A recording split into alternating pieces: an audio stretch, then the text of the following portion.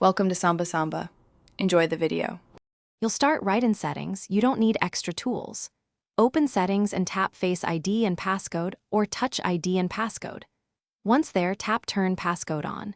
Decide between 4-digit, 6-digit, or custom alphanumeric. Choose stronger when possible because it protects your data.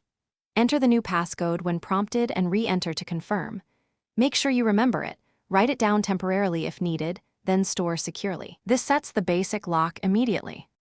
Once done with a numeric code, consider custom options. Tap Passcode Options to select Custom Alphanumeric for the best security because longer mixed characters resist guessing. Make sure Require Passcode is set to immediately so the device locks fast. Next, enroll Face ID.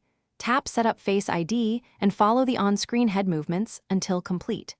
Face ID provides quick access while preserving security, however. Make sure you still know your passcode for resets and updates. You're almost finished. Lock the iPhone and unlock it to verify the passcode and Face ID behavior. Once confirmed, enable iCloud Keychain or save recovery info in a password manager so you can recover accounts if needed. Make sure Find My iPhone is active. It helps with remote actions. If you ever get locked out, sign in with your Apple ID to reset or, as a last resort, perform a DFU restore.